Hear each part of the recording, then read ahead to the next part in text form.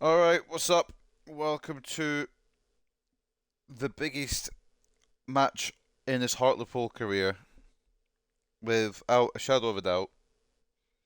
It's the main event of these 9 seasons, for the love of God. It's taken 9 bloody seasons, but we're here. I'm just trying to find my charger.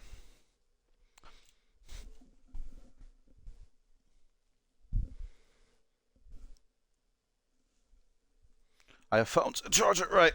Welcome to another episode of the Hartlepool United Youth Academy Road to Glory Career Mode. We are here with what could very well be the last episode with these boys, with these men now, from Youth Academy to Champions League final.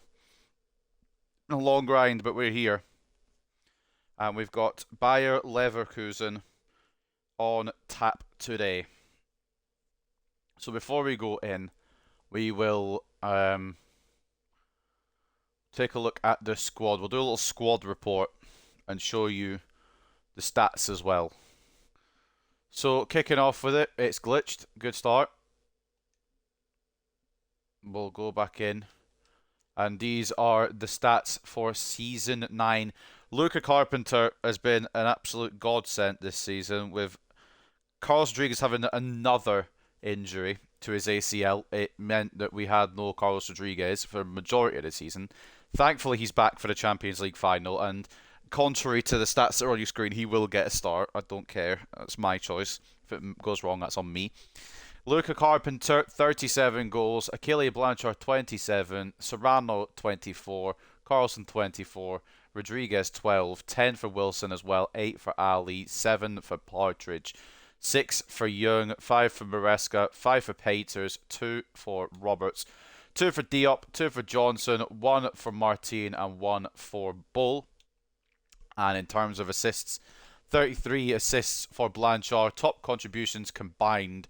It's really difficult to pick between Carpenter and Blanchard, but I think Blanchard's just going to edge the choice here. 22 assists for Carpenter, 16 for Wilson, 14 for Serrano, 14 for Carlson, 11 for Ali, 11 for Roberts, 10 for Young, 7 for Sutherland, 7 for Peters as well, 7 for Maresca, 5 for Rodriguez, despite barely playing any games this season. 17 contributions, can't be sniffed at. 3 for Partridge, 1 for lingering out on loan at Milan, 1 for Johnson, 1 for Moffat, and then 1 each for Endo, Diop, and of course the goalkeeper with an assist as well, Ricardo Hurtado. So that is where we are at. So a squad report then for Season 9 before we get into the Champions League final. So the order of events, we're going to look at the squad report, we're going to go into the Champions League final, play it, either win it or lose it, and then do the overview of Season 9. And if it's the end, then it's the end. If it's not the end, then we'll go into Season 10 and see what we can do. So this is the list of the squad then. Squad report, here we go. Ricardo Hurtado going up 1 overall from 87 to an 88. Noah Armstrong out on loan goes up 3 overall from a 75 to a 78.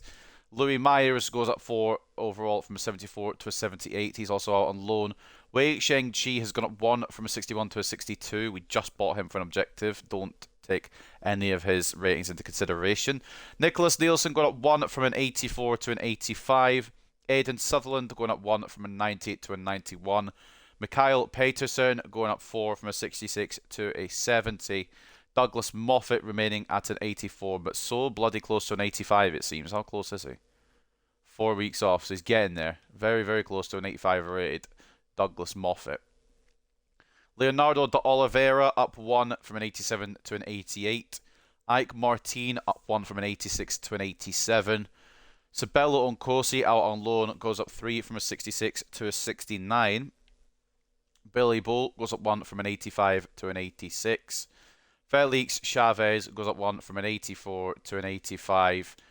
Ivan Hansen out on loan goes up 5 from a 64 to a 69.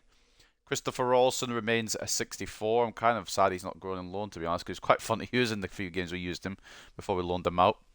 George Dickinson goes up 1 from an 83 to an 84. Aitor Miranda goes up 1 from an 85 to an 86. Malik Diop goes up 1 from an 86 to an 87. Zakaria Peters goes up 4 from an 85 to an 89. Hu Zhu goes up 2 from a 59 to a 61. Kento Endo goes up 3 from a 69 to a 72. Those past two were also for an objective. Fernando Maresca remains at an 84. Jasper Wheeler goes up 2 from a 73 to a 75 while out on loan. Reece McGregor goes up 2 from a 79 to an 81 while out on loan. Juan Carlos Serrano goes up 2 from an 87 to an 89. Ayanda Nkosi goes up 4 while out on loan from a 66 to a 70. Seo Yun Young goes up 3 from an 85 to an 88.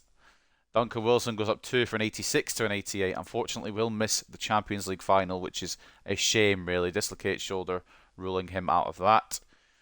Victor Lindgren going up 5 from a 79 to an 84 out on loan at AC Milan. Ethan Roberts going up 1 from a 92 to a 93. Anton Johnson going up 2 from a 68 to a 62. Taha Ali going up 3 from an 88 to a 91. Achille Blanchard going up 2 from a 91 to a 93. Jesper Karlsson going up 1 from an 80 to an 81. Aaron Partridge going up 1 from an 81 to an 82. Luca Carpenter going up 3 from an 87 to a 90. Potlako Kamalo out on loan. He's gone up 10 from a 59 to a 69. Carlos Rodriguez going down 1 from a 91 to a 90, but that is because of his injuries. He'll be back. He'll be in a Champions League final. And then finally, Aidan Morgan going up 6 on loan from a 63 to a 69. That is your squad report. And these are the most expensive players at the moment. Carlos Rodriguez, somehow more expensive than Achille Blanchard. But Roberts, Ali, we've got quite a lot of players, very expensive, tied down to long-term contracts, so it'd be hard to prize them away from Hartlepool. We have made a bunch of absolute ballers here, some from Season 1, some from the free agents list, but all of them involved in what's been a historic career mode. We also, if you haven't seen it on the YouTube channel, the past 2 videos have been Where Are They Now, documenting the past and presence of the Hartlepool squad. Go back and take a look at that if you want to know the info on all of them. And even if you don't, the info's still there. So this is the whole squad from top to bottom. So, ladies and gentlemen, without any further ado, we'll get into the pre-match press conference. Jabu Shabalala is ready to go.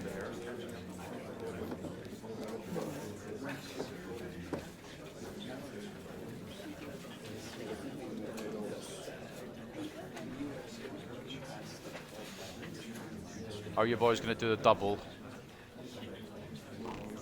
Fuck knows. We can only hope.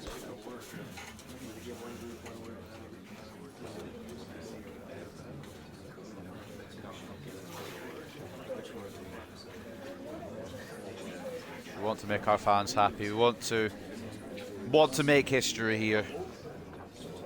From the depths of League 2 to European champions. And it looks like Leverkusen are apparently the underdogs. So realistically, we're also the favourites. Yeah, we're about to get into it, Jolan. Welcome, mate. Just about to start. Just done a squad report. And now we're hyping ourselves up, getting ready for the big day ahead. Take a look at the news then. Carlson nets braces. Hartlepool beat Spurs. Carlson was in superb form for Hartlepool United, scoring twice and up his side to a 3-1 win against Tottenham Hotspur. We'd already won the Premier League by that point, and I was just resting everybody. The player of the tournament for the Europa League has been announced as De Carvalho, and the player of the tournament for the Conference League even is Cardenas. I might have said Conference League for him, it's actually the Europa League for De Carvalho. As we know, Red Bull Leipzig victorious in the Europa League after defeating Napoli, and Nice defeating Juventus in the Europa League, or European Conference League. And for us, it's a chance at a double, the biggest double of them all. Hartlepool United are a team standing on the brink of making history. With the Premier League title already won, victory today will see them claim the UEFA Champions League, and with it, a unique continental double. Supporters are already on standby, ready to celebrate the next step to glory for their club. And as you can see here, ready to go. The stage is set when this season's European champions will be crowned. Bayer Leverkusen clash with Hartlepool United in what promises to be an outstanding final. And all this is irrelevant now because we sorted the Premier League out. Although Duncan Wilson will miss the Champions League final, unfortunately, which is a shame. One of the ballers of the save deserves it more than anyone. So, just to clarify, this is what Leverkusen's squad are going to look like. We don't know the rankings for everybody, but we're going to go do a little scout report, get to know our opponents before we go into this. So, when I find them, we will see. So the goalkeepers, they've got Kai Frank, Stefan Jacobs, Georgi Mamardashvili, who I presume will start, and then Jordan Pickford. For the defence, they have Jeremy Frimpong still there all this time. They've got Mark Gahey, they've got Kevin Sanders, they've got Marquinhos, and they've got Jurrien Timber. For the midfield, they've got Gabriel Araujo, Santi Cordoba, Frank Yannick Kessié, Boubacar Kamara, Marquinhos, Fabio Moretti, Alan Varela, and Mikhailo Mudryk. And for the attackers, they've got Karim Adeyemi, Ilyas Husni, Rafa Pereira, Pablo Felipe, and Richarlison. So, on paper, we shouldn't be fucking this up. But in reality, things could all fall apart. So without further ado, I don't think there's anything else I need to cover beforehand. Let's go for it. We can only go for it. We can only do our best. That is their lineup. Pickford in goal, surprisingly. Gahey, Timber, Marquinhos the back three. Mudryk off the left. Marquinhos off the right, which is what? Okay, right. What the fuck? Oh yeah, they've got two Marquinhoses. I got so confused there for a second. Moretti and Kessie in the midfield. Richarlison off the left. Frimpong off the right with Adeyemi up front. Whereas we are going to go with Hurtado in between the sticks. Miranda and Bull. But De Oliveira will go in for Martin. Sutherland off the left. Peters, Serrano. And the only other change will be Roberts. Actually, Blanchard needs to go in as well. And I really am upset that we don't get any of Duncan Wilson. But on the flip side, we get to see Seo Yun-Young, who is a man who has been very impressive this season too. We've got plenty of depth there. Some of these players, unfortunately, will miss out. One of them won't be Douglas Moffat. Not a chance. I think that's how we're going to go for this game. Sorry, Chavez. Apologies to Chavez and Nielsen. We gave a few of these players their last games in the Premier League, just in case they didn't make the cut. And unfortunately, they won't make the cut. So that will be the squad that we use to take on Bayer Leverkusen at the Tottenham Hotspur Stadium in the Champions League final. In goal, we've got Ricardo Hurtado. The left back is Aidan Sutherland, a day oneer in this team. Left and came back, realised what he was missing, and came back to Hartlepool. On the right back spot, it's Aitor Miranda. The defence consists of Leonardo de Oliveira and Billy Bull. The midfield, CDM/centre mid Zakaria Peters. The attacking midfielder will be Juan Carlos Serrano. Off the left, it will be Seo Yun-Young. That spot should have been Wilson's, but cruel twist of fate means that Duncan Wilson is out of the final. Seo Yun-Young, another player who absolutely deserves this spot, so hopefully he can deliver. On the right, we have got Ethan Roberts, another day oneer, or not day oneer, but season oneer. Ethan Roberts has made it from season one all the way here. We knew that he was going to be a talent. We didn't know he was going to be this good, but he has proven to be phenomenal. And the strike force, the final game possibly of this Hartlepool career, the strike force will be left striker Achille Blanchard. Signed him in, I think it was season 5. It might have been League 1, might have been Championship. We overpaid for him at the time. Was only worth 4 million. paid 10 million because he wouldn't let us negotiate his release clause. We could now sell him for around 200 million. So I think we got the better of the deal in the end. And the main man, the man to lead his team, the man to lead Hartlepool United out onto the pitch for this Champions League final. He's back in time. There was no way he was not starting this Champions League final. I don't care. This is my choice. If it goes wrong, I'll take the shit. But he had to be here. He had to be the captain. Carlos Rodriguez, literally day one, when we walked in the door, when Jabu Shabalala walked into the Hartlepool training ground, Carlos Rodriguez was waiting there, asking to be called up. He was called up, and the rest is history. So, ladies and gentlemen, get ready as we load in to the Champions League final at the Tottenham Hotspur Stadium. It's Bayer Leverkusen versus Hartlepool United. If I've hyped this up and we fucking lose.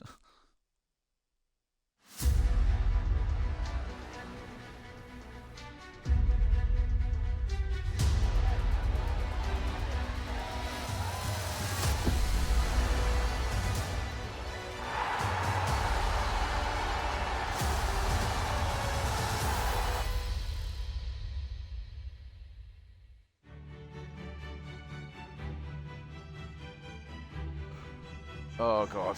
Epic intro, mate. Thank you. I appreciate that. Is that Michael Ballack?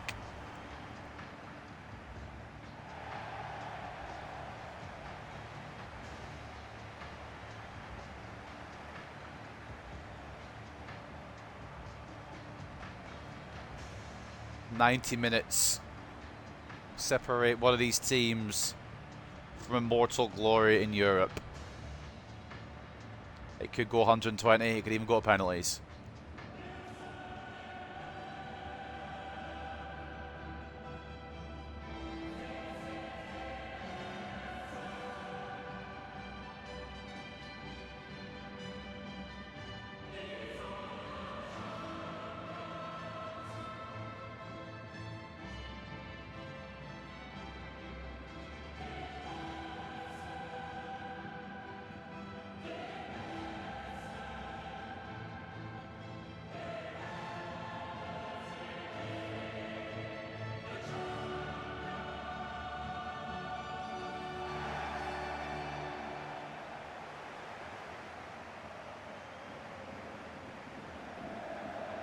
It's an interesting lineup, but it's strong enough to cause a shock.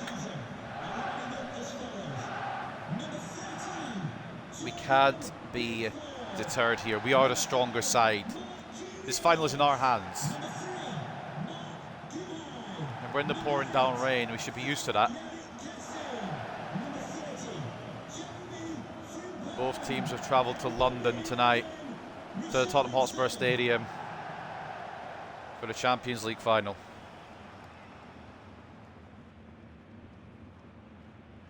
That is the team we are using. That is the team that could take us to victory. 90 minutes will decide it. There can only be one winner. I bloody hope it's us.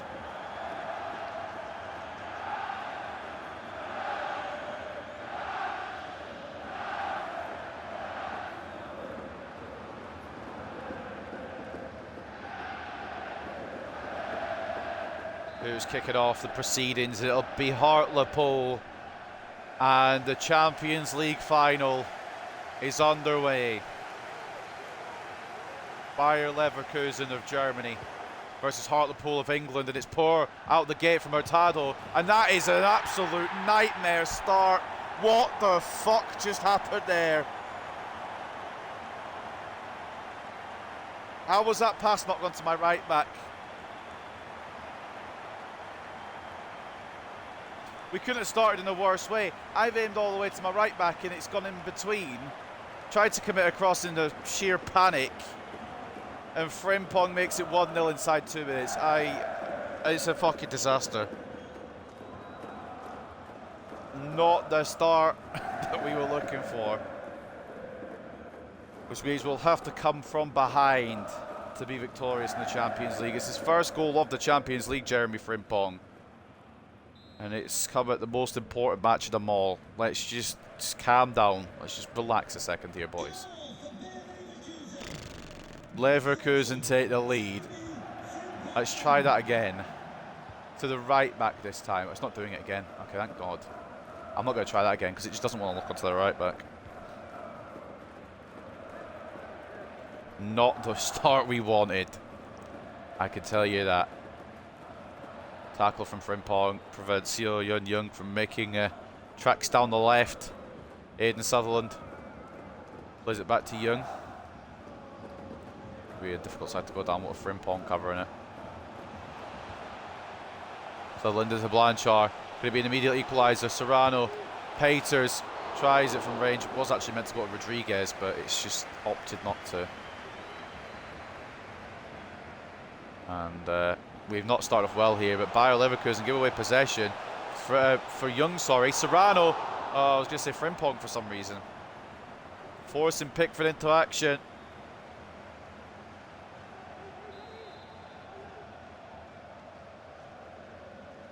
Ball will be in, actually not from Serrano because I'd rather have Blanchard on this because Serrano can't header. Or because Blanchard can't header, my apologies. Blanchard in towards Sutherland. Imagine if he got the goal. Imagine if one of these day oneers got the goal. I don't care who it is, I would like one of them to get a goal if possible. If Bayer Leverkusen is the better team today, then fair enough. Serrano, good tackle to prevent the counter-attack. Any of Roberts, Sutherland or Rodriguez, I'd be absolutely elated with them scoring. Miranda misses a tackle, and it could be trouble down this side. Frimpong has gone down the opposite side now. Peters can't stop it, but De Oliveira will cover. Doesn't go to Adeyemi, which is thankful for us, because we are, I mean, we're behind already. We've not been bad, it was just a keeping mistake.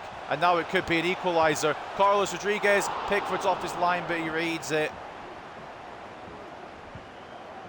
Thought that might be the equaliser straight out the gate there. Perfect move from Rodriguez, but just too fast from Pickford. De Oliveira just getting it away. I do not trust the defence at the moment, or anything. Well, the keeper really as well. Miranda does well to keep that in. It's more the keeper I don't trust. Hurtado, a clanger in this final. We didn't bring Nielsen with us. Roberts. Oh, there's the equaliser. I saw Blanchard. I know I saw Blanchard, but from first season to final, Ethan Roberts makes it 1-1. Great ball through. I think it was Rodriguez who set it up as well, but Roberts took everyone on, pokes it past Pickford, and despite the early mistake, we regained something in this final. It's an equaliser. United chants ringing through the Tottenham Hotspur Stadium at this Champions League final.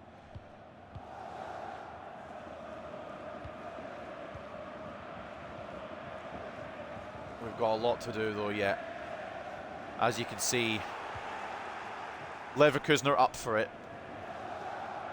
I don't really trust Hurtado at the moment. Sutherland knocks it all the way across to Miranda. That's a brilliant ball. Oh, tried to put it through the gap. Didn't work. Decent effort. Saved well by Hurtado. Richarlison trying to make it 2-1. Let's bring the trophy with the big ears home. Go Hartlepool. I can only hope. I'm going to go short with a corner. Marquinhos into Moretti. Peters trying to read it. Thought I did initially, but it's away in the end by De Oliveira. Not fully away. Falls to Leipzig again. Kessie. Got Frimpong as an option. Playing it back. Kessie's offside, I think. De Oliveira makes sure just in case. Could be the final match of FIFA 23. Mad to think about. It does mean we can go into FC 24 with some new ideas and possibly a new career mode. I'm not entirely sure what the plan is yet. I'm going to keep doing rebuilds for definite. I'm just wondering if I can be bothered with another career mode. Blanchard has to play it in. That's an awful ball, and Serrano can't do anything about it. Rodriguez, it falls to him just past the post.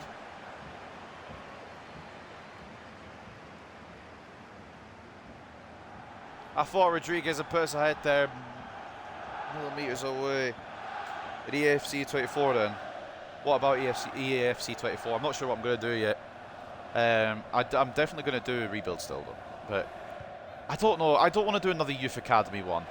Because as fun as they are, it's taken a hell of a long time. And that's partly due to me being ill and busy and everything, but it's still taken a long time. I'll maybe do another career mode, but not to the extent of this. Because they are fun, but not to this kind of extent. That's awful from Miranda. I was meant for Blanchard, and he's just completely mishit it. And now a counter perhaps on for Leverkusen, which is not what you want to see. Can I switch to Miranda? Why does it commit my centre-back out? Thank God De Oliveira has it covered. A career mode in Belgium, perhaps. Perhaps. I think what I'm going to do is I'm going to do a poll. And we'll pick from the teams that I put in the poll, I suppose. I'll take suggestions and then make a vote, I think. That was for Serrano, but that's okay. Roberts does win a tackle, but can't win the ball back. Peters. Blanchard. Rodriguez. Roberts again. Oh, good save. Oh, I couldn't get him with Blanchard. What the fuck? They moved me away from it. Young. We're knocking on the door to take a lead here. Good tackle by Marquinhos, though. Just pressuring Marquinhos here with Young. Can't do much. But more opportunities. We're the better team. But that clanger at the start by Hurtado has kind of ruined the confidence a little bit, I think. Richarlison trying to make a move down the left. Good tackle initially by Miranda, but then it just runs him past the ball for some reason. Good block by Bull.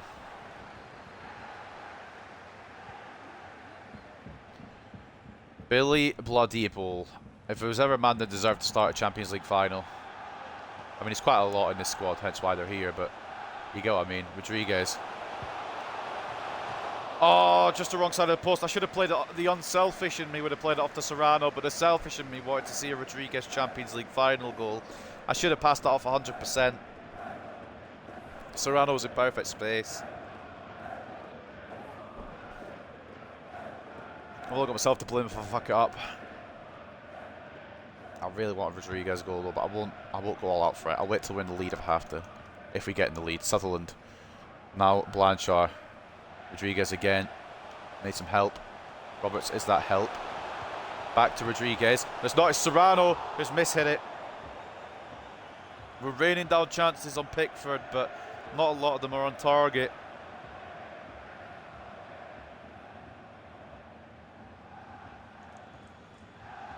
We need to find a finish before we start thinking about getting goals for people we want. We're not at that level. Leverkusen are very good. RDM has beaten Bull to the header there, but Miranda will get a loose ball. That's an interesting one. That's actually worked out. Roberts could find Rodriguez. He's going to get through. He's going to turn his man, and he is going to make it 2-1. I maybe forced it again a little bit, but I don't give a fuck. The captain gives us the lead before the break. That was great play. First goal, it was Roberts, assisted by Rodriguez. Second goal is Rodriguez, assisted by Roberts. He turns the defender inside out. I'm not entirely sure who the defender is. I can't remember who they had in defence. But absolutely turned him inside out. It was Urian Timber. And that's a brilliant finish. And Blanchard nearly got in the way. My man was about to lose his Hartlepool privileges. But right before the break, we take the lead. Perfect timing. 6 goals in the Champions League, by the way. He's only played about 3 games in the Champions League. Well, it says 4 on there, but you know what I mean. 2-1 at half-time. After an early mistake from Hurtado, we've managed to turn the tide around with goals from Roberts and Rodriguez. Can we hold on to make history? We can't fall apart. We have to be at our best here. The second half, 45 minutes separates us from immortality. Will it happen? We've absolutely deserved it. But they got a lot of XG for that Frimpong goal because it was an open goal, because I messed up. 59-41 in terms of possession in favour of Hartlepool. 11 shots to 2, 2.1 expected goals to 1.3. We were the favourites coming into this. We just need to make sure that we don't bottle this right now, because we've got the lead. It's just about keeping the lead. was thinking who I want to come on in the second half and give some farewells to. Carpenter has to come on. I don't think Carlson's going to come on because I'm not going to bring Rodriguez off. Moffat, I think, will come on. And Martin and D up as well, probably. At some point. Some of these players deserve some send-offs. But all of them deserve a send-off. It's just I couldn't fit all of them into the squad, you know what I'm saying? Duncan Wilson watching from the stands. Elated when that Rodriguez goal went in. Just before the break. And now we can run the show if we really want to. But Young can't keep that in play. From Sutherland, we just need to not panic. I'm good at panicking, so we need to not do that. Apparently a foul along the line somewhere. I think I lunged him with Young, didn't I? Probably what it was. Ball out, intercepted by Aidan Sutherland. Young. Oh, tried to thread it through to Blanchard. Unsuccessful. And that's poor defensive movement from me. Adeyemi gets the better of ball. Doesn't get the better of Hurtado though. Blasts it over. Poor from me with De Oliveira. And Bull couldn't catch up. Richarlison coming off for Kevin Sanders. First change of the day.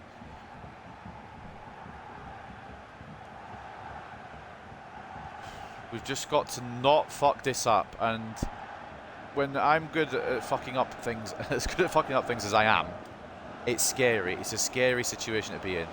Blanchard, Rodriguez. Oh, it's intercepted by Kessié. Now the counter could be on. Miranda, good tackle. Can't keep the ball in though. It'll be a throw-in to Leverkusen. Need more options to mark, please. I'm not getting them for some reason. That should be centre backs if it's going to commit me out there. Mudryk and De Oliveira getting tangled a little bit.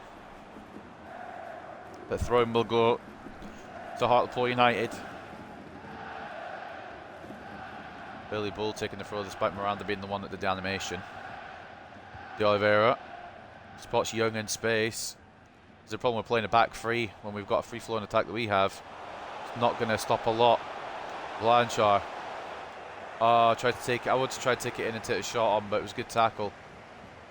And I've accidentally lunged there with Young. He tries to catch up with Frimpong unsuccessfully. Now Frimpong into Adeyemi. Marquinhos. Back into Adeyemi again, who 1-2'd it for some reason. We haven't been picking up these men at all, really. It's great play. It's a great save, but the rebound falls to Moretti. Can the rebound goals just leave me alone for one bastard game, please?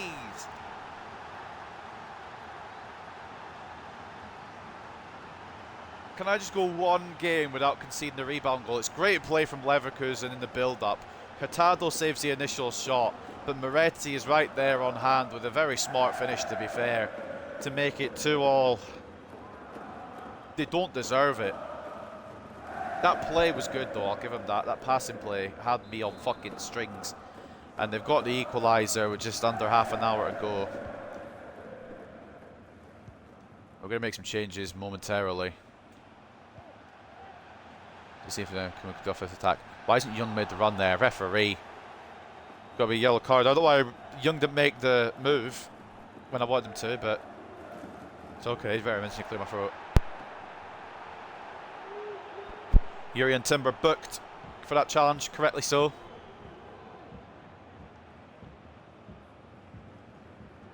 Yeah, I mean, it could be a red the way he's gone in, but yellow's probably the right call. I'm just biased. Right, let's see what we got then. Carpenter comes in, definitely. Fuck, we'll just bring them all on. In fact, actually, not yet, just in case. We'll bring on. You know what, we'll hold it for now. We'll hold the horses for now. Just Carpenter. Just in case it goes to extra time. First change of the day for Hartlepool then. Achille Blanchard, a legend in this save. Deserved the final. But Carpenter deserves some minutes too. Both of them with an immense amount of goal contributions. You can't really fault either of them. And they both should be starting really, but can't not start Rodriguez. Young. Ball in towards Rodriguez, it's headed away. Peters tries to win it. It's further away. No, could be counted from Leverkusen. Tackle by Miranda. God forbid I get the football when I'm at the tackle, and now my player's gone off the pitch for some reason.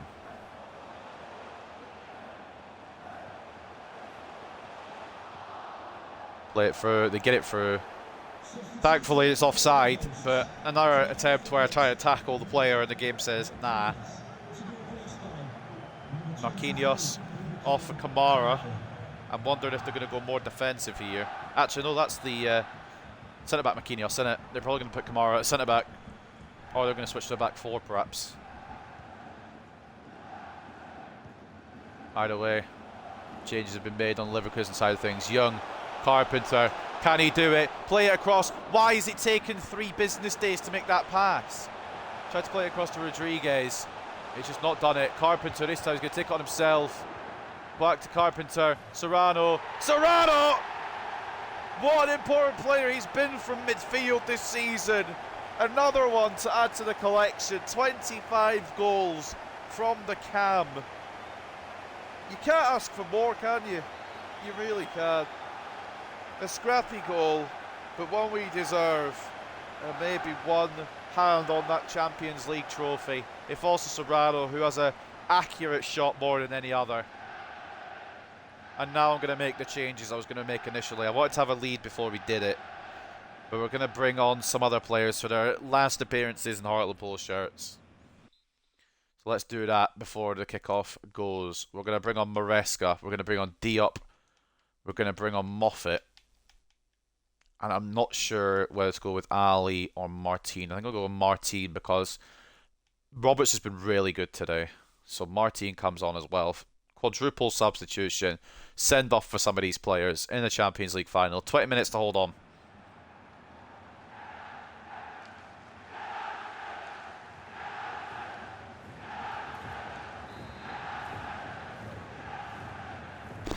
It's been a topsy-turvy Champions League final, but we once again hold the lead. We hold the cards in our hands. Our fate is in our hands, pretty much, is what I'm trying to say, but I'm struggling. Miranda, trying to defend at the same time. Great tackle, Aitor Miranda. But the ref disagrees.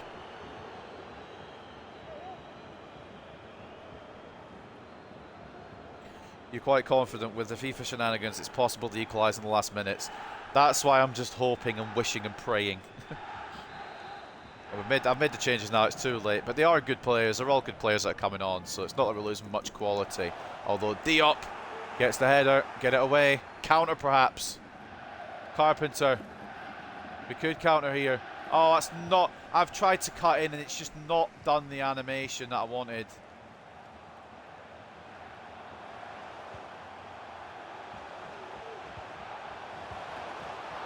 Great save, Hurtado. Rebound off the post. Christ almighty. Heart in mouth moment there. And you might be right, Joel. Maybe I shouldn't have made those changes just yet.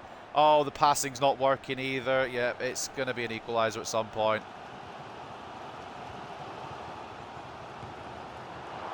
Great save, Hurtado.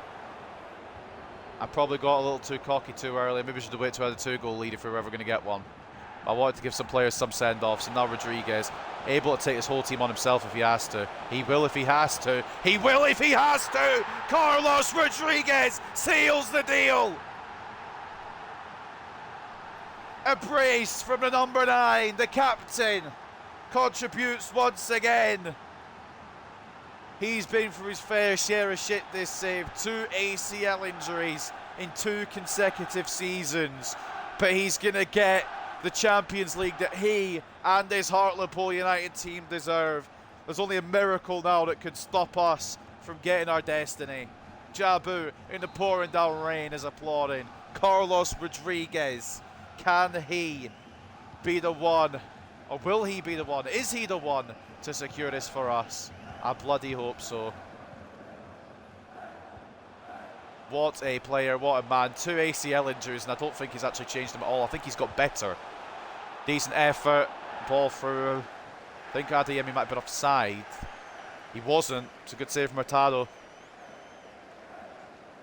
But that's got to be just minutes away now from success. We have to do this now. If we fucking bottle it from here, I deserve to lose. I deserve to lose the whole thing. The keeper's up. We can counter here. We can counter. The keeper's up. Oh, it's a poor pass from Maresca. Oh, we could have counted on that goalkeeper there. And now it's going to be Leverkusen again. It's now saved from Matado again. Oh, man. If they score, like, really soon, I am terrified. Because they could still get back into this. But I'd like to think we've done enough. On a normal day, we will have done enough. And the Hartlepool fans are shouting Championes. They know that they are moments away from history. Moffat heads it away. Young. Carpenter. Rodriguez. He gets the hat-trick in the Champions League final. I fucking had to. I absolutely had to play that off with Carpenter as much as I like the long shot goal. Rodriguez, Champions League final hat-trick. I may have forced his hat-trick a little bit, but I don't care. He deserves it. 5-2 to Hartlepool. Bayer Leverkusen threw everything at trying to get back into this game. Even their goalkeeper, Jordan Pickford, went all the way up, but it doesn't matter now. Ladies and gentlemen, in just moments, Hartlepool United will be your Champions League winners. So get ready to drink it in and enjoy the celebrations.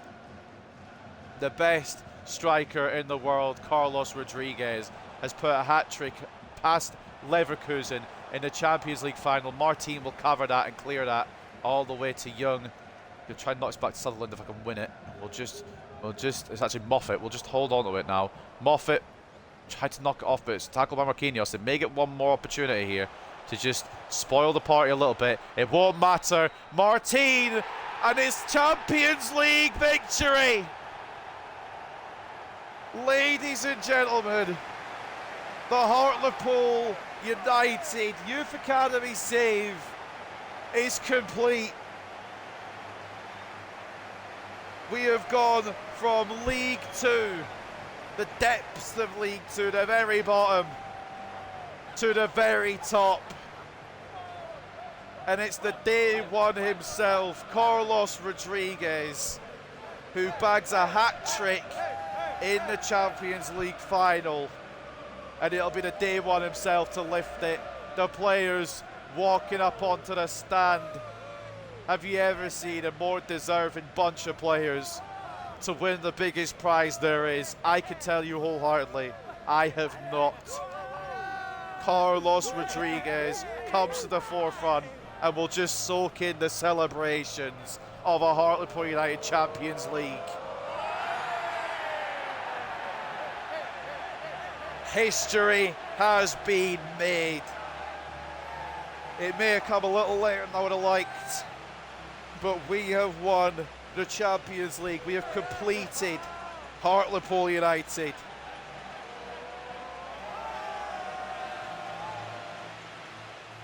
I don't know yet what I'm going to do in 24, but what I do know is in 23 we have succeeded in the mission. After a dodgy Manchester United career where Jabu Shabalala just gave up on football, didn't realise that he wanted to play football, he more wanted to be a manager, was told to start from the bottom with Hartlepool, and Jabu Shabalala, as well as all of these Hartlepool players, have realised history. Take a picture, keep it forever. These are your Champions League winners. Carlos Rodriguez with a hat-trick. I think Roberts had the other goal alongside Serrano with a goal as well. But drink it in, ladies and gentlemen. It's now dawning on me that I will never play with these players again, which is mad.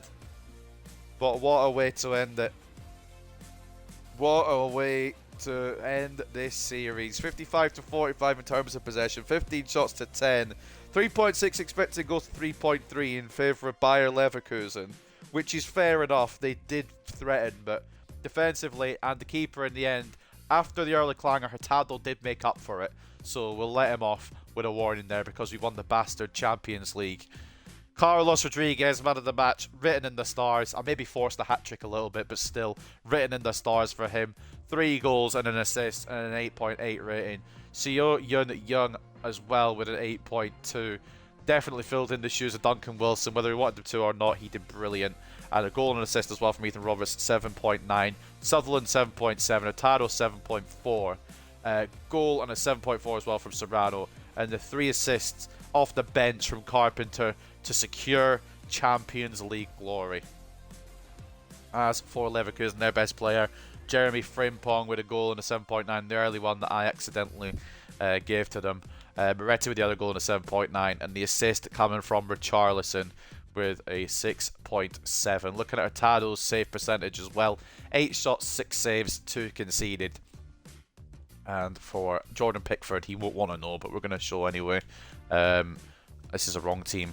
I was looking for Pickford on my side of the fence for some reason. 9 shots, 4 saves, 5 conceded. Maybe should have used Mamardashvili off the bench, but I can't speak apparently. I'm just speechless with his squad. So of course, every time a player scores a hat-trick, we watch it back. And what a bigger occasion than to score a hat-trick on in a Champions League final. The first one from Carlos Rodriguez, played through by Roberts, turns around Yerian Timber and finds that far left corner. That is what he's capable of, whether he's got a torn ACL or whether he's fit. Even with a torn ACL, he's probably better than most strikers in this game. What a fucking finish to well, it wasn't opening procedures, actually a second goal, but what a finish to open his account for today. Goal number 2. He had all the room in the world. He said he would take on the whole team, and he did. Absolutely escaped, and it was just a brilliant finish. Gets away from Gahey there, and wrong foots Pickford into the bottom right-hand corner. And the last goal of the whole save, by the way, scored by Carlos Rodriguez. It might be the easiest goal of the save as well. Out of all the hundreds of goals he's probably scored at this point, he's not going to get an easier one than that. Carpenter on a plate for the Peruvian Prince. Unselfish. And Carlos Rodriguez wraps up this career mode, wraps up his career with a hat-trick in the Champions League final. It had to be. What a fucking career mode, ladies and gentlemen. Let's get into the post-match interview and talk about how we feel. But before we do, I'm pretty sure it'll show the graphic. There you are. Winner, congratulations. Hartlepool United, 5 goals to 2. Well, he finished a 9-season career. Great job. I can't commit to such a long career mode. Now we can play a game against each other. Once I've finished all the stuff in this, then yes, I will play against you. I'll probably lose because I'm not great. As you saw there, I just gave the ball away to Frimpong. Could you have wished for anything better today? It was a remarkable victory. I can't say the future looks bright because this is where I hang up my hat and say that we have completed this career. We've completed this save. We've gone from middle of nowhere in League 2 to Champions League winners. Obviously in real life they fell down the other way into the National League, but we've gone all the way up in FIFA 23. And this is a special team. I can't say we're just getting started because we're not. We've just finished.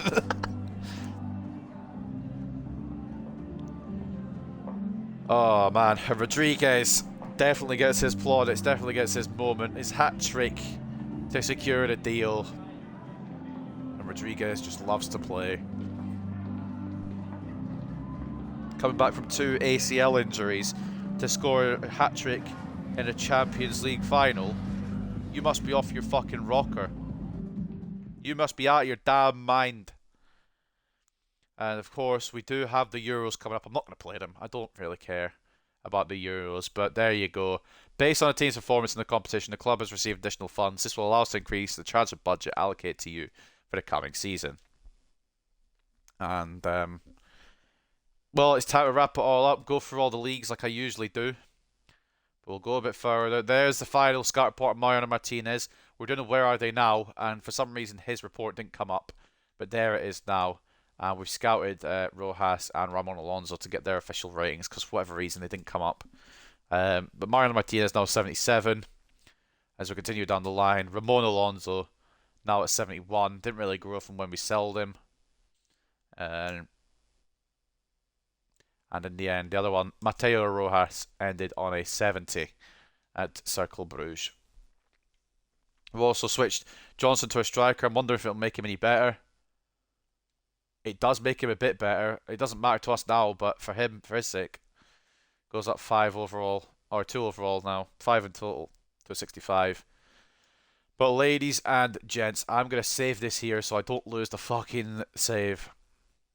Never delete the Hartlepool save, that's all I'm saying. Anyway, standings then. That is the Euros qualifiers. Wait, why? Wait. What are we doing here? What month? What year are we in? Oh, we don't have Euros. It's 2031. I'm an idiot.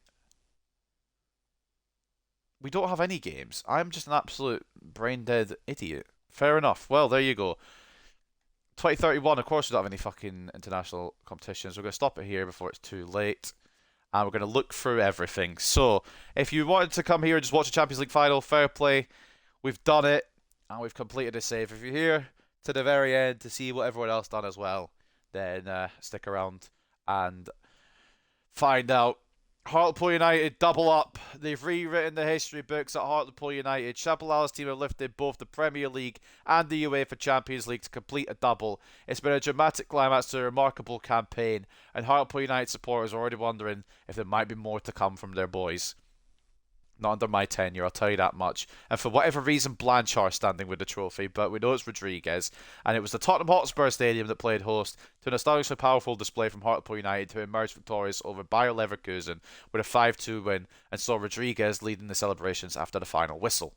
The fans in Hartlepool are getting ready to give the squad a hero's welcome home as an enthralling journey to the climax of the tournament was rewarded with more silverware to find room for in the club's trophy cabinet. Hartlepool United's conquest of Europe for the first time in the club's history sees him join an elite group of only 45 teams. And the player of the tournament was given to Ferran Torres, which is fair enough. None of our players were consistent enough to get that, really. UEFA Champions League review. Hartlepool have won this year's UEFA Champions League in a final which they went into as favourites, to be fair. They triumphed over a bitterly disappointed Leverkusen team 5-2 to lift the famous old trophy. And with double vision, we know that and all that and everything. Are you stopping streaming after you finish looking at each league? Yeah, I will be. That'll be me done. And that'll be Hartlepool done. Which is kind of mad to think about, that I'll never come back to this save. We've done what we need to do. Let's let the rest be history. Johnson hasn't played many games this season, and we're moving to striker. Right, yeah, fair enough. Yeah, that's because we moved him. And Foden got the last Premier League Player of the Month award. We had no nominees, unfortunately. It was Bakayoko and Foden from Manchester City, Rashford from Manchester United, and Ansu Fati for Spurs. And I think that's all the news we need to read. So let's do a recap. No, this will be the last thing today.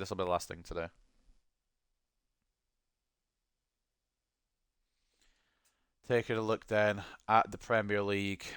This is how it ended. We were victorious, 9 points clear, scoring for fun. Defending was a little bit shaky at times, but not too bad. It's worked out anyway. 9 points clear of Manchester City. We are the Premier League champions on 88 points. Manchester City in second on 79. Tottenham Hotspur in third on 77. And Manchester United in fourth on 74. Arsenal in a European spot on 67. And Newcastle will probably get conference, I think, on 66. As we read down, Nottingham Forest on 60. Liverpool on 58. Brighton on 52. And the top half ends with Chelsea on 51. As we continue to read down, Wolves on 51. Leicester on 48. Brentford on 43. Southampton on 42. Norwich on 40. Bournemouth also on 40. Burnley on 39. And the relegated sides, Fulham with 31. Aston Villa with 29. And Crystal Palace with 18. I could stream the friendly if you want. I might lag a bit, so I don't know. I kind of want to just not stream it so I don't lag.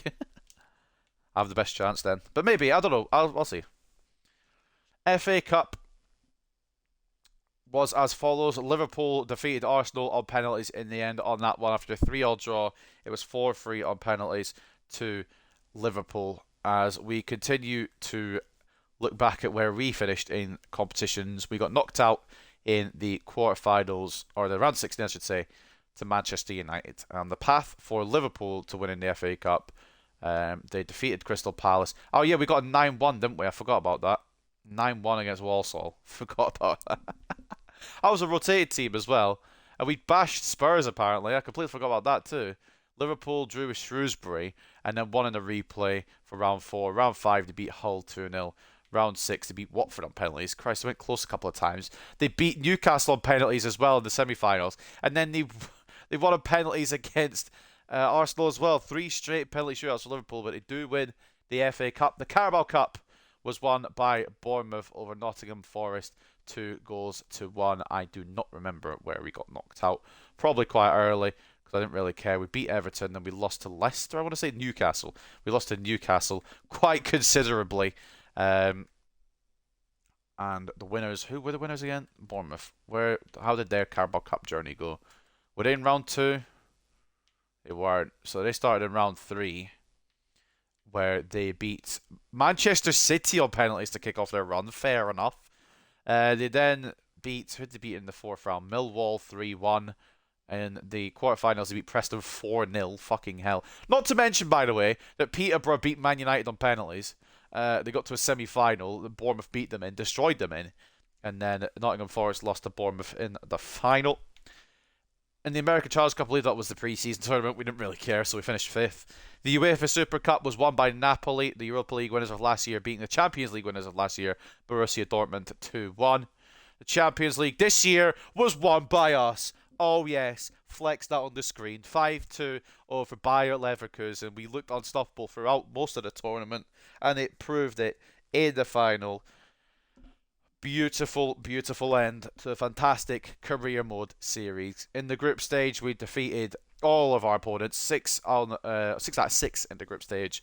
We then defeated Galatasaray 6-2 on aggregate in the round of 16. The quarterfinals, we beat Barcelona 4-2 on aggregate. In the semi-finals, we beat Arsenal 4-1 on that. Well, 6-3 on aggregate. Sorry, 4-1 in the second leg that was. And then the final, a 5-2 win over Bayer Leverkusen. Nothing was going to stop us this year.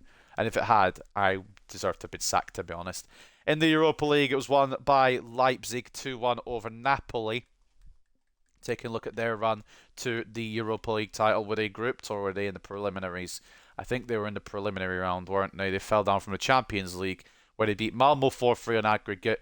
In the round of 16, they defeated Braga 3-2 on aggregate. Quarterfinals, they beat Monaco 2-1 on aggregate. And then they beat Celtic in the semi-finals. Fair play Celtic for making it to the semi-finals. Jack Cochran and the lads.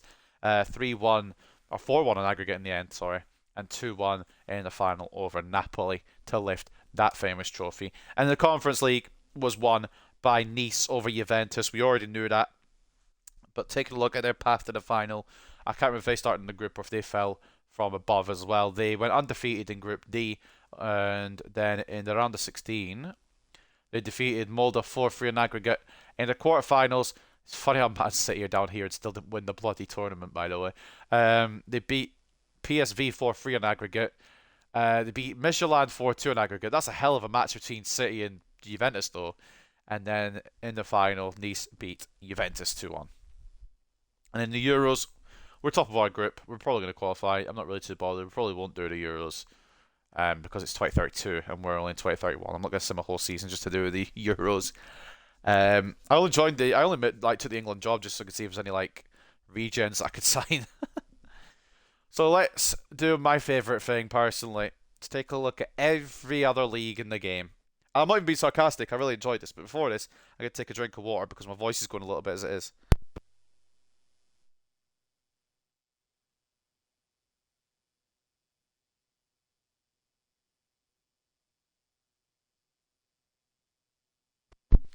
So in the Argentinian league then, there are only 3 games in, but Defensa sit top with 3 wins in a row. Union Atletico Tucumán, who I'm pretty sure we have a player loaned out to, Aldosivi, Central Cordoba, and Cologne, all in that top six. I don't think we actually have anyone loaned out there. I think we sold someone there who I didn't know where are they now earlier. And then a lot of the other teams have orange next to their names. Lanús, the team that offered us Achille Blanchard. Thank you so fucking much, lads. And these are the rest of the leaderboards in Argentina. It'll be the last time we see these, so Sarmiento, Barracas, Central, and Boca Juniors are at the bottom. Fair enough. I did not expect that. I don't really follow the Argentinian league, so they might not be as good as they used to be. In the A League in Australia, Melbourne Victory topped the league, 6 points clear of Adelaide United, with Macarthur FC, Wellington Phoenix, Melbourne City, and Perth Glory all getting some type of continental football. Continuing to read down the league, the bottom three: Brisbane Roar, Central Coast, and Sydney. I've got hiccups. I'm drinking water that fast. In the Austrian Bundesliga, RB Salzburg were victorious in that. 48 points for them, 4 points clear of LASK, where I think we signed Nicholas Nielsen from, if I remember correctly. Rapid Vienna, SCR Alltag, SC Austria, and SK Sturm Graz all getting some type of continental football. I think the season's over there, but I could be wrong. I believe it is. Austria, Klagenfurt, Hartberg, and Tirol in the bottom three. In the Belgian 1A Pro League, it was Club Brugge that led themselves to another Belgian 1A Pro League title, with Anderlecht in second, Aidan Sutherland's former club Royal Antwerp in third, and Genk completing the top four to get some kind of European football. Reading down, this is how the rest of the league looked. Standard Liège falling quite a bit from what I used to know them as. Quite a good team. And in the bottom three, Royal Union Saint-Galois in the bottom three, alongside Leuven, Jay Marango's team, and Kortrijk in 18th place, who lost in the Belgian league. This is a Belgian league. Hold on, I'll go back up to the top. Club Brugge won it, and that is how the rest of the table looked. Start a career mode with Kortrijk. I could. Very much possible. In the Chinese Football Association Super League, there is, I think the season's still going on, but at the moment, Shandong Taishan sit top, 1 point clear of Wuhan, 3 towns. I always make a joke about how they've got 3 towns. That's not fair, but it's not funny anymore. It's been 9 seasons. Dalian Pro and Guangzhou City complete the top 4 for now, and they'll get continental football as it stands. As we read down the Chinese league, this is what we are looking at. Bottom 3, Wuhan, Meizhou, Hakka, and Shenzhen FC. Following on to the Danish Superliga, they're going down the season in real life. Or maybe I will do them then. Maybe not getting a chance to do them. Or maybe I'll just... It'll either be a rebuild or a career, but I'll definitely do something with them. FC Copenhagen win the Danish league, I think, with 39 points at the top of that. Nordsjælland, second place. Odense, Randers, AAB, and Midtjylland all getting European football. As we continue to read down, this is how the rest of the table looks. The bottom 3 is Viborg, Horsens, and Silkeborg IF. And just remember as well, I've been suggested quite a load of teams to do, so I will definitely, all the ones that have been suggested, if they're not getting career moded, they're definitely getting rebuilt, because I don't want to leave any out, really, if I can. So I will definitely do something in terms of it. If I don't do if I don't do a career mode on it, I'll try and do a rebuild on it instead, which will be a little quicker, but we'll still get to the end goal. So take a look at the championship then. West Ham defeat everyone else to win the championship. Everton in second place. You got to feel bad for Leeds, though. I mean, look at that. They've been dragged into a playoff place, or a playoff battle, despite being 19 points clear of 4th. That's got to suck. Especially if Leeds don't win it. That would be funny. We'll never find out, unfortunately, but it would still be hilarious. Luton Town, Blackburn Rovers, and Sunderland are all in the playoffs. I've clicked the wrong button. We're back on the championship now. And this is how the rest of the championship is looking. I'm doing a career record right now, and I'm in my 2nd season, and I fight for the title. Not bad. You've done well then in 2 seasons to go from relegation to title fight. Peterborough, MK Dons, and Stoke are the teams relegated from the championship. As we go to League 1, I'd rather see a career mode, but rebuild could be nice too. I don't know. I'm going to do a vote. at some point soon with a load of teams thrown in that people have suggested me. And I will obviously go with the one that has the most votes. And the ones that don't get voted the most and that aren't going to be the career mode will be rebuilt. Because I think that's fair then as well. They're not getting completely left out. Coventry win the League One title, and Northampton will go up alongside them automatically. Wigan, Ipswich, Plymouth, and Blackpool in the playoff places. Derby's still not at League One 9 seasons in. Could be me. Taking a look at the rest of League One, this is how it's looking all the way down. The bottom four: Bradford just survived. Sheffield Wednesday, Cambridge United, Mansfield Town, and Salford City are in the bottom four. And in League Two, Colchester top the league there, 5 points clear of Gillingham, who will also go up alongside Swindon. And it is between Doncaster, Exeter, Charlton Athletic, and Forest Green to see who will go into League One through the playoffs. And the rest of the table looks like this. As we continue to scroll through, some teams in here, Bolton have really fallen. They've fallen down rather than going up, as well as Shrewsbury as well. But the bottom two, Sutton United and Morecambe. Do it right now so you can start a career mode next stream. I possibly could. I'm not gonna do the poll just yet. I want to take a break from career mode streaming like this for a bit because this fucking 9 season. Well, I don't want to call it a slog, but it's 9 season journey. It's been a lot, and I'll probably maybe take a week or something before I do a poll, and then do rebuilds in the meantime. Because I do really want to do the rebuilds as well. So I'm in two minds about it really. PSG win the Liga and Uber Eats. Of course they do. They are PSG, and they are farmers. No offense if you're a PSG fan and you're watching. They win the league by 9 points. Marseille, Lyon, and Monaco, as well as Nice, all getting some kind of European football in that kind of area. I think the top three get Champions League, don't they? And then Monaco and Nice will get Europa League and European Conference. Fuck if I know. Bottom three, actually, it's the bottom four to get relegated in France. I think it goes to a relegation playoff. Angers, who we stole Zakaria Peters from, but gave him Jackson Barlow. Stade Brestois as well in 18th. Bordeaux and Paris going down from Ligue 1. In League 2, or Ligue 2, I guess it's called. Coming up are Metz, Angers, Lorient, and Amiens. I don't know if they all come up or if Amiens have to play a game to, be in like a playoff or something. I don't know how French second tier works, to be honest with you. But all those will come up with 3 teams scoring over 100. Fucking hell. And this is how the rest of the table looks.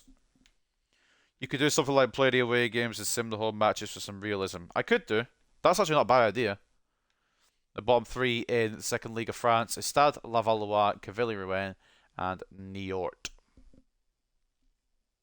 In the Bundesliga then, it is Leverkusen who pip Bayern Munich to the post. Even though Leverkusen didn't win the Champions League in the end, they do get another Bundesliga to add to their collection, dethroning Bayern Munich with Mönchengladbach, Leipzig, Stuttgart, and Wolfsburg all getting European football in the end. Borussia Dortmund missing out is big, as well as Frankfurt not getting involved in European football. The bottom 3 in the relegation playoff, it'll be Schalke, and going down will be Cologne and Duisburg, who I think start in the 3rd division, did they not? So fair play to them for getting to the Bundesliga. And Schalke will play their relegation playoff against Augsburg, with Hamburg and Bochum both going up automatically. Holstein Kiel are not going to be involved, so I don't know why I read their fucking name. Pretty sure we sold somebody there, actually. Thinking on it now. And in the Bundesliga 2, it'll be Saarbrücken that go into a relegation playoff with Karlsruhe and Paderborn getting relegated. And Saarbrücken will face Kaiserslautern in that playoff game to avoid relegation. Obviously, Kaiserslautern will be playing for promotion, with Magdeburg and Victoria Köln both being promoted. Taking a look at the rest of the 3rd German league, this is how it is looking. As we read down to the bottom 3 will be Beirut, Hansa Rostock, and Elversberg. I do like that sometimes because it makes it a little unpredictable. Yeah, I get that. That's fair enough. Yeah, no, it's a pretty good idea actually. Mohun Bagan winning the Hero Indian League with 43 points, 9 points clear of East Bengal, where we sent Musunguli, or some Shabalala along the line. It wasn't Musunguli because he went to Barcelona, but one of the Shabalalas went there. I do remember that. Kerala Blasters and Bengaluru will get some kind of continental football as well. And in the bottom three is FC Goa, North East United, and Hyderabad in the Indian League. In the Serie A, Milan just win that by a point over Sassuolo, who have become a fucking superpower in this career mode apparently. With Napoli and Inter completing the top four, Juventus will get European or Europa League, with Torino getting Conference League this year. Taking a look further down the table, I don't see. No, wait, I do see most of them, don't I? I was gonna say I don't see Lazio. They're down in 13th. Did Napoli? Were Napoli in there? They were third. Right, I was gonna say. And the bottom three: Parma, Cagliari, and Cremonese in the Serie A. And coming up from the Serie B, Genoa in first place, Lecce in second place, and in the playoffs it'll be between Ascoli, Empoli, Brescia, Palermo, Pisa, and Venezia. Reading down the rest of the table, this is how we are looking.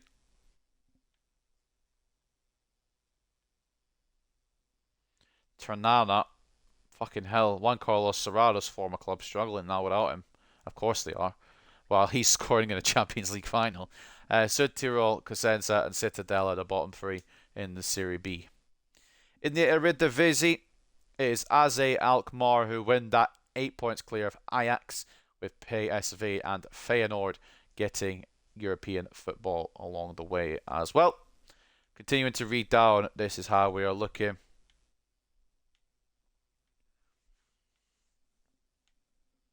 Bottom three are Volendam, Waalwijk, and Go Ahead Eagles.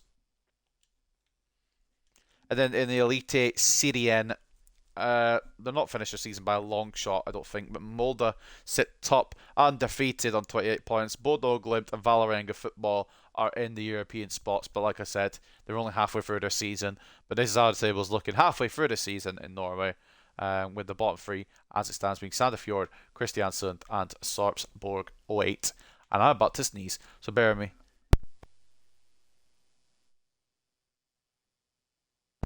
In the Polish League, the Ekstraklasa, Lech Poznan win 14 points clear of anyone else in the world. Zagłębie Lubin in second, with Legia Warsaw getting some type of European football in that kind of category as well.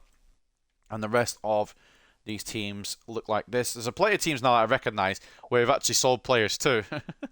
At the bottom three, Stal Mielec, Varta Poznan, and Gornik Jabrze, which I'm pretty sure have sold players to all three of them. So there you go. Hartlepool going global. In the Liga Portugal, it is Sporting that win that 6 points clear of Benfica, who I sometimes forget are in Portugal. I don't know why. Porto get third place, with Vitória and Vizela getting European football. Interesting that Vizela are now up there with some of these other players, or these other teams looking like this. Pacos Ferreira in 8th. Rafael Gomez moving away. We saw that from them. Martin Munoz from Militao. And the bottom three in Portugal, Casapia, Santa Clara, and GD Chavez. In the Irish League, I expect Finn Harps to be doing really well because they've got all of our players. They've not done very well at all, but I think their season is still ongoing. With Dundalk sitting top on 34, 29 for Derry City, and 27 for Shamrock Rovers. Almost identical the stats there for Finn Harps. 6 wins, 6 draws, 6 losses. 30 goals scored, 30 goals conceded. And the bottom three in Ireland are Drogheda United, UCD AFC, and Shelbourne. I read that backwards because I didn't realise there was only 10 teams. In the K-League, it is Seoul who win the K-League by 1 point, with Ocean Hyundai, Gangwon FC, Suwon Samsung, Daegu FC, and Pohang Steelers all getting continental football, with the bottom three Gincheon Sangwoo, Suwon FC, and Yeonbuk Hyundai in the bottom three there. So fair play to them. In the Romanian Superliga, it is Farul Constanta 6 points clear of SCU 1948 in that Romanian Superliga race, with the rest of the clubs with the green lines next to them getting some kind of European football. FCSB, 1907 Cluj, Botosani, and Rapid 1923 all getting some kind of European football. And in the bottom three is Sepsi OSK, Mioveni, and Hermannstadt, where I'm pretty sure we've sent players before as well. We've sent players everywhere at this point. We've had so many that they've just gone all over the globe. In the Saudi League, it is Al Shabab that win it, with Al Hilal in second, Al Nassr, Etifak, Al Ittihad, and Al Tawun all getting some kind of continental football. As we continue to read down, so it all looks all over the place. Some of those players, I think some of our players loaned out to Saudi clubs, with Al Batin, Al Adala, and Al Khalij in the bottom three. In the Scottish Premier League, I tell you someone we do have out there, and he's made a fucking hell of a difference. Jesus Christ. Jack Cochrane leading Celtic to another Premier League title in Scotland. 24 points clear of Rangers. Right. Rangers nearly weren't second either. And the bottom three in Scotland are St Johnstone, Kilmarnock, and Ross County. In the La Liga Santander, then, it was won by Real Madrid, 8 points clear of closest rivals in the league anyway. Atletico Madrid on 76 points. Barcelona and Sevilla complete the top four, with Villarreal and Sociedad getting European football. As we continue to read down, this is how the rest of it looks. And the relegated sides from La Liga Santander are Girona, which is mad when you think about it in real life right now, Cadiz, and Las Palmas. La Liga Smartbank was won by Eibar. They will be going back up to La Liga alongside Getafe. The other teams in those playoff places, Fran Ochoa's Almeria, Elche, R Sporting, who I think that's Real Sporting. I don't know what it stands for, but they're in fifth anyway, and Villarreal's B team are also in the playoffs. I didn't read the bottom of the table because I forgot. But this is the rest of the table as we go down. And the bottom three, Leganes, Burgos, and FC Andorra, interestingly, in the Spanish League. In Sweden, then, they're partway through their season. Hammarby IF top that league with AIK and IF Elfsborg in the playoff place. No, they're not. They won't be the playoff places, will they? Be in Europe. My brain hurts. There'll be European football places. And continue to read down this how the rest of the leagues look, with the bottom three being Sundsvall, Mjällby, and Helsingborg. And in the Swiss Super League, we're nearly there. FC Basel, 12 points clear at the top of the Swiss Super League. The Meni and Kosi and the boys winning that. 12 points clear of BSC Young Boys, with Lucerne also in there, getting some kind of European football. Sion just missed out. I know we've got a player there, but I can't remember who it is. And the bottom three, Zurich, Grasshopper, and Winterthur. I'm pretty sure we've got a player at Winterthur too. In the Turkish Super League, it is Galatasaray that win that by 9 points. Despite getting knocked out by us in the Champions League, they do win the Turkish Super League again. 9 points clear Trabzonspor, with Konyaspor, Beşiktaş, and Başakşehir all getting European football along the way. As we continue to read down the bottom three, hopefully none of the clubs I've got players at, because I'll be very upset. But it is going to be Istanbulspor, Sivasspor, and Amranyaspor. I think we're okay because we do have a player at Giresunspor. But nothing to worry about there. What's up? I can't read your name. Yukarabia? Yukarabia? Sorry if I read your name wrong, but welcome anyway, mate. I'm dumb, so be aware of that before you come in here. But yeah, welcome, mate. LAFC top the MLS here with Whitecaps, FC Dallas, Portland Timbers, Inter Miami, Chicago Fire, and Atlanta United all involved in that playoff run just now. I mean, they're still playing. Their MLS season is a long one.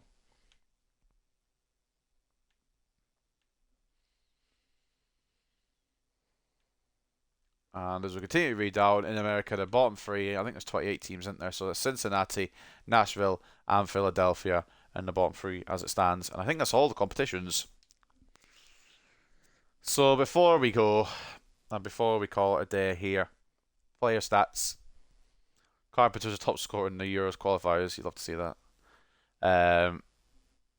But in the Premier League, I think the Golden Boot in the end was won by Fati, wasn't it, over Carpenter? with 28. Carpenter had 26. Blanchard 22. Serrano in there at 17. I don't think there's anyone in there else. Oh, Carlson got in there on 13. So fair play to him. Assists 28 from Blanchard, 14 from Carpenter, 11 from Wilson, 10 from Serrano, 9 from Ali, 8 from Carlson. Plenty of assists this season, tell you that much. And I'm presuming there's going to be more hidden down here. Yeah, Roberts and Sutherland both with 6 each. And the clean sheets, we may not have got top in there, but 6 for Hurtado, not too bad. And I know Nielsen had one as well. In the FA Cup, I'm just going to do this quickly, so I don't really care about the FA Cup top scorers too much. I don't think we even have anyone in here. That's because it says clean sheets on it. I'm an idiot. If I'd learned to read, it'd be great. So, Carlson was top scorer there for us in just 2 games. I'm pretty sure 4 of them came against Walsall in one of the games. So I don't know how valid that is. Carpenter gets in there on 3 as well. Maresca got 4 assists. Carpenter got 3 assists. And Carlson got 2 assists. So did Blanchard. Fair enough. I don't think we got any clean sheets in the FA Cup. Excuse me for yawning. But no, we didn't. And Carabao Cup. Edson Rice was the top scorer in that. I don't think we even got... Oh, no, Carlson got 3. Carlson was really our cup competition scorer, wasn't he? Assists. I don't think we had any either in here. We didn't really make a good accounting for ourselves in the Carabao Cup, to be fair. That's the way it goes sometimes. And the clean sheets, we didn't get any either. The last check for us anyway, Champions League. Top scorer probably wasn't us either. Martinez getting 10 for Atletico. But look at Rodriguez. He's in second place, having only played 4 games in the whole fucking process. You gotta respect that.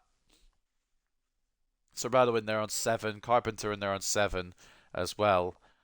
But fucking hell, Rodriguez had 8 Champions League goals in just 4 appearances. Mate, he made that competition his. The assists from Carpenter 7. Roberts with 6. Wilson with 5. I don't think there's anyone else in here.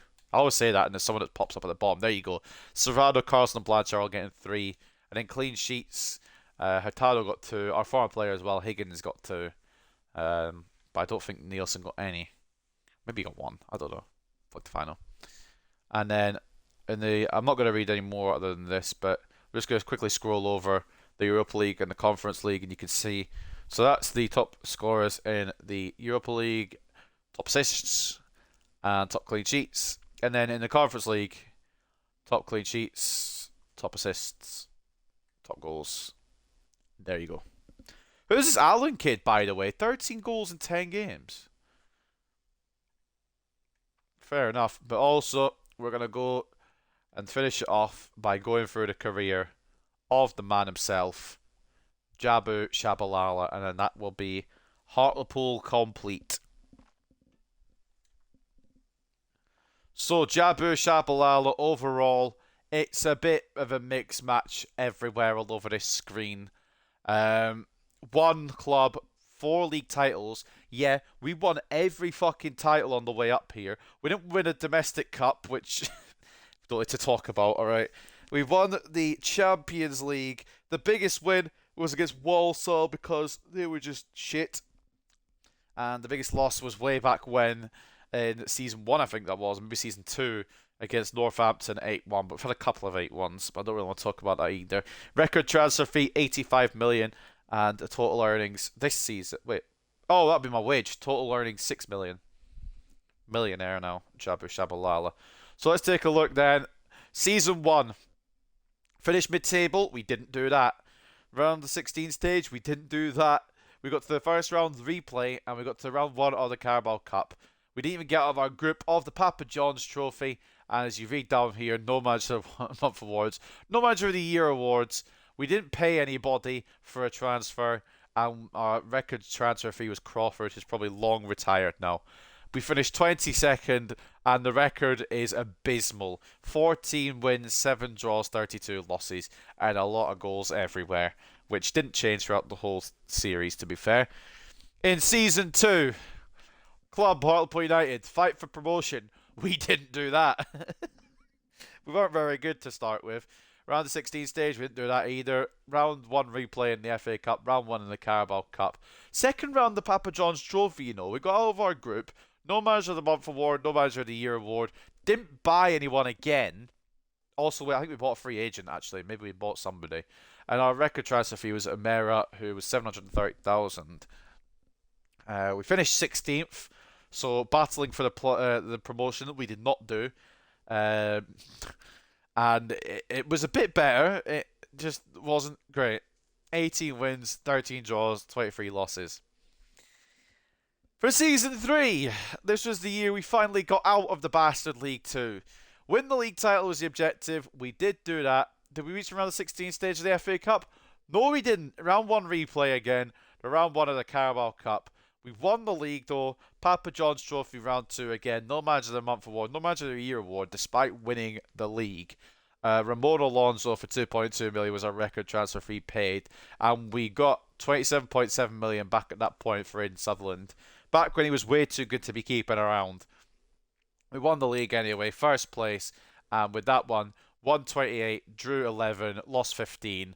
A lot of those conceded goals, I think, were in cups as well, so it all adds up really. We've never been great at defence, so but we got out of League 2. And then straight after that, back-to-back league titles, by the way. In Season 4, we went into League 1, and we only went and won it again. I'm pretty sure we won it on the final day as well. Around the 16th stage, we didn't do it again, but we got a lot further. The round 4 replay this time. Still couldn't get past round 1 of the Carabao Cup. We won League 1. We got to the Papa John's Trophy quarterfinals. And no manager of the month, no manager of the year. The record transfer fee for Blanchard, 10.2 million. We only paid 10.2 million for Blanchard. Look at him now. The record transfer fee received was for Nezovic, who was way too good for us then. The Perisic regen, who we switched positions with, and he was just way too bloody good, so we sold them on. I'm not having that shit in my team. We won the league again, though, and this was the record. It looks a little bit better. 32 wins, 10 draws, 17 losses. Scoring for fun, conceding for fun, 2. And that was Season 4. For Season 5, this was how it looked. Gain automatic promotion. I'm not being funny, right? But we went for back-to-back league titles, and they wanted us to go for back-to-back-to-back promotions. So like 3 promotions in a row. I'm not being funny. That wasn't going to happen. But we actually were so damn close in getting to the Premier League at the first time of asking from the Championship. We didn't get automatic promotion. We reached around the... Oh, we didn't even reach around the 16th stage. We fell around the back by getting to the third round replay in the FA Cup. Round 1 in the Carabao Cup again. The Carabao Cup was just not our place. And then in the Championship, we got to the playoff final. We got to the playoff final and we lost to our own player. I will never forget that day. Pal Person, I will see you in hell. No, in all seriousness, Pal Person was a player we loaned out to Luton. We faced Luton in the promotion playoff final, and then he scored twice past us to help Luton win, not realising that he had to come back to us after, and then we sold him straight after, because I can't have Judas in my team. We paid 16 million for Maresca, which was our biggest fee then, and we sold Mariano Martinez for 4.5 million, which was an idiot move, and I tried to sell him for more, but didn't change the number, apparently. 6th place in the Championship, we snagged a playoff place on the final day, and we gave it our all to make it. 25 wins, 11 draws, 18 losses. It was a difficult season, but we got through it in the end. And then, this was the season. Season 6 right here was the season we finally made it to the Premier League. Win the league title, we did it. Reach around the 16th stage, not on your Nelly, we will never do that. Round 3 replay for the FA Cup. Round 2 for the Carabao Cup. We got to the second round, it only took 6 seasons. We won the Championship as well. The record transfer fee paid was from Mario Orellana, 27.9 million, and the record transfer fee received was for Fran Ochoa, where we managed to bag 60 million for Fran Ochoa. I'm wishing we'd never sold him, but he wanted to go, so it's just unfortunate, really. We won the Championship with a record looking like this. We dominated the Championship, to be honest, I think it was. 32 wins, 11 draws, 9 losses. We were rampant. Now, for Season 7, our first season in the Premier League, the board wanted us to finish mid-table. We said aye, and we did. In the domestic cup, it was the FA Cup. They wanted us to get to the quarter-final. We didn't do it. God forbid we do our FA Cup objective. We got to the round 4 replay. In the Carabao Cup, we got to the second round. And in the Premier League, we'll see where we finish in a minute. The record transfer fee we paid was for Iago Flores, which is actually only £13.5 million, you know. It was a good little bargain. And we sold Vicente Ojeda for a record transfer fee of season 7, 25 million to Valencia. No manager of the month award again, no manager of the year award again. We don't look for achievements. We finished 8th our first Prem season. I don't remember doing that good. But fair enough. If the game says it, I'm not going to complain.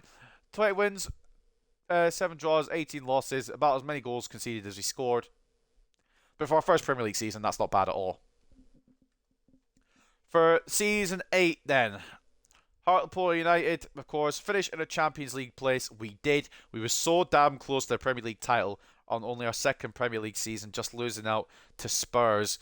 I think it was a couple of games before the end. In the end, we kind of bottled it towards the end. We had to win the FA Cup. Did we do the FA Cup objective? No chance. Round 5 in the FA Cup. Carabao Cup, round 4. We actually got quite far in the Carabao Cup. Write that down on your calendars. No manager of the month award, no manager of the year award. Apparently we paid -1 for Schmidt. What happened there was we brought back Sutherland, where we paid about 70 or 80 million plus Schmidt to get that over the line, and the record transfer received was Pelletier for 28.5 million. Third place in the Premier League, so we guaranteed Champions League qualification. 27 wins, 27 wins, 7 draws, 12 losses. How many days until you complete this course? This makes me curious. We're just about to finish this career mode, but every single episode of it is available on the YouTube channel, and I can put the YouTube link in the description if you want to go back and watch every single thing from this career mode. So the season we've just had, season 9. It says NA, but I will tell you if we did it or not. Win the league title, we did. Win the FA Cup, we are never winning an FA Cup. We are shit domestically. In the Champions League, you bet your ass we won it. You bet your fucking sweet ass we won it. Champions League winner. FA Cup round 5. Carabao Cup round 4. Premier League winner. Somehow no manager of the month or manager of the year award, even though we won the Premier League. Make it make sense. Record transfer fee we paid was for De Oliveira to just make sure we had a good centre-back alongside Billy Bull. We already had good centre-backs, but an even better one. 85 million was the fee. And we sold Masanguli Shabalala to Barcelona for 100.9 million. First place in the Premier League, and with 44 wins, 6 draws, 9 losses, an incredible 182 goals across all competitions. We have completed Hartlepool. We have done it. We have made it to the end, and we've completed Hartlepool United. Which means this comes to an end. If I'm not forgetting anything, we will advance all the way up to the end of the season. So for our final season, first in the Premier League, round 5 of the FA Cup, round 4 of the Carabao Cup, and of course the crown jewel, Champions League winners. 10,126,000 people returning from loan. I'm curious to see how they've grown, but we'll never actually get to use them, unfortunately. But it'd be interesting to see what they've done and if they can get any better. I'd be quite interested to see that. And we'll end the season there, and we'll end the series there. But apparently the board aren't incredibly happy with us, despite us getting a double. Now that the season has come to an end, the Hartlepool board have met to review our progress as a club on and off the pitch. While we weren't able to achieve all of our objectives on the playing side, we believe that the team delivered a satisfactory performance overall. We hope to do even better next year and believe that you remain the right person to take us forward. We'll look forward to working with you again next season. Well, this is where I tell you, board, that we won't be here next season. It is the end of Hartlepool United. We'll go into season 10 just to see what everything's saying. But that is us for this save.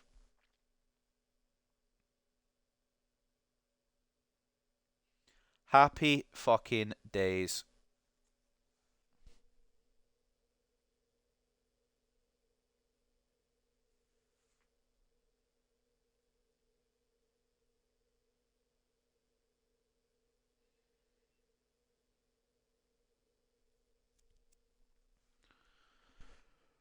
Oh, well, it's taken since last April. And with some players on the way out, we'll let them have their exit. I think it's Anton Johnson exiting the club. Great job with this career mode. Thank you, mate. I appreciate it. It's taken long enough, and I'm hoping everyone can look back on it and say they've enjoyed it. And every single minute of it is available on the tube. I'll put the YouTube channel link in the chat before I go, just in case anyone who is watching and may not be chatting, or even if they are chatting, wants to see everything that we've done in this career mode. I'll get the link in the chat. There it is. So we're not going to do any customization. We're happy as we are. I'm going to advance a couple of days and see if any potentials have changed and all that, because I'm kind of interested. I'm not going to go any further in this on screen. I honestly might sim the 15 seasons, perhaps along the line, but we'll renew these contracts that need renewing, and then we'll see what the potentials look like. Wait, what is he on just now? 1.4 to 31k. You must be off your fucking rocker. We'll give him a boost because we just won the Champions League, but you must be off your rocker. Right, so let's get all these sorted.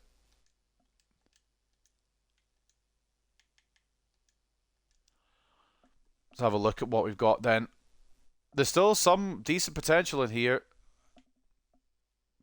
Armstrong doesn't have a potential tag anymore. Maybe he has his potential. Okay. 78, decent keeper. Nielsen, has he grown in potential? Will he grow in potential? No.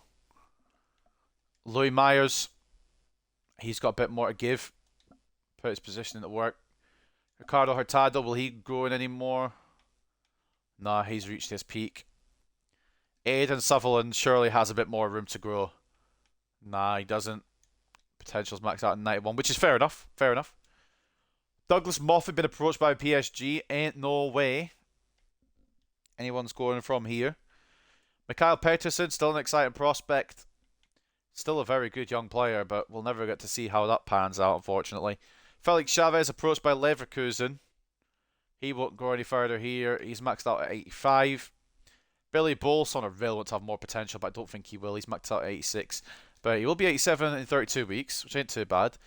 Leonardo de Oliveira, another one I'm pretty sure I know that's maxed out at 88. But we'll only get better. Still, age is still on their side here for most of these players, so you can't really complain. Ike Martin as well, 87. A lot of these players probably won't go anymore, but they've still got age on their side, despite being at their potential just now. Most of them are still like 22, 23. Aitor Miranda, I think he's already still hit his potential as well. He did his potential when he joined us, but he can still grow further. Potentially. George Dickinson probably won't go any further either, which is fair enough. Christopher Olsen, I don't know how he hasn't got a potential tag, or how he didn't grow on loan either.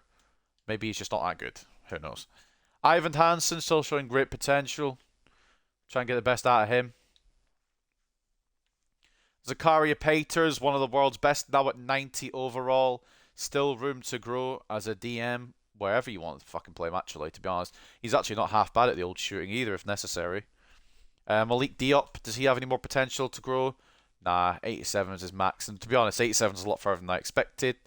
Fernando Maresca, I don't think he'll get above 84. Apparently his form's bad, which, I mean, it's not, is it? Let's be real. Jasper Wheeler, an exciting prospect. Definitely one for the future if we were to continue this career mode. He's quite a good little all-rounder. Or he will be when I'm done with him. Reece McGregor, his potential is probably 81. Actually, he's still got room. You know what? Fair enough. Doesn't have a potential tag now because he's 22, but still got room to grow. Ayanda Nkosi, exciting prospect. Still quite interesting to me, anyway. Even if it's not interesting to anyone else. I don't want to go through this on screen, to be honest. I could have ended the stream and done this, but just in case anyone wants to send off. Serrano has room to grow to a 90. Fair enough. He just keeps getting better and better, apparently. Victor Lindgren showing great potential. I think he's hit his potential. No, he hasn't. He could grow to an 85. Fair enough. I thought he might get more out on loan there. Seo Yun Young, potential to be special. As we know, 89 now will only continue to just ball out, to be fair. Might as well put the work rates up. Duncan Wilson has gone down a rating, but I'm still always going to count him as an 88. I don't care. My career mode. He's going to be an 88. And because of the dislocated shoulder, he has fallen a bit. But it's fine. It's fine. Still got potential to go back up to an 88. Ethan Roberts won't get any more potential, but at 93, you can't really dispute it. He's incredible. One of the world's best. Taha Ali, one of the world's best. Still got room to grow as well.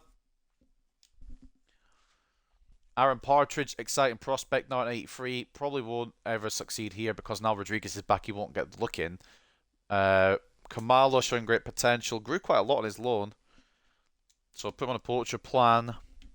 Jesper Karlsson deserves the potential growth, in my opinion. And he does get one. Probably only going to go to 82, mind. But still very good anyway. Aidan Morgan showing great potential. Chuck him on a little poaching plan, as always, for the strikers. Doesn't really matter anyway. We're not going to be using them again. Achille Blanchard might even get more room to grow. And he does. He could be a 94. Bruv, we have made this man insane. Luca Carpenter, only 23 at 90 years of age. What? Other way around. Only 90 rated at 23 years of age. Or already 90 rated at 23 years of age. My apologies. Carlos Rodriguez, one of the world's best. We know that. Deserves more growth. We'll get more growth as well. Complete striker, please. Not that it really matters at this point. And Anton Johnson, it said he reached his potential at the end of last season, and it's true, he has. But anyway, ladies and gents, anyone watching, we are going to leave it there. I'm not going to accept any of these offers. We've got 221 million that's never going to get spent. And with Paul, Moffat, and Chavez all receiving offers from around Europe, we're going to ignore them all because fuck them all. Because ultimately, we don't want to sell them. What would we have to do if we come to a season 10? What would the objectives have been? Youth Academy, shocker. Side crucial first team player to a midfield or a forward position. We didn't really need one, so it wouldn't have made any sense. 10 wins in away matches, we'd have done that piss easy. 15% salary growth, that would have been difficult because we just won the Champions League. Finish with profit, would have done that. Win the league, win the FA Cup, win the Champions League, so treble as well. But we'll never have to worry about it because we've completed what we needed to complete. Ladies and gentlemen, I hope you guys have enjoyed every single minute of the Hartlepool United career mode. Any that you've missed, you can always go back and watch on the YouTube channel linked into the chat. What a great end to this career mode. It's been a wonderful journey. It's been a hell of a ride. And I've been glad that you guys have been watching all the way through. I hope you guys have enjoyed. And I'll see you very, very soon for the next chapter. Hope you guys enjoyed, like I said, and peace.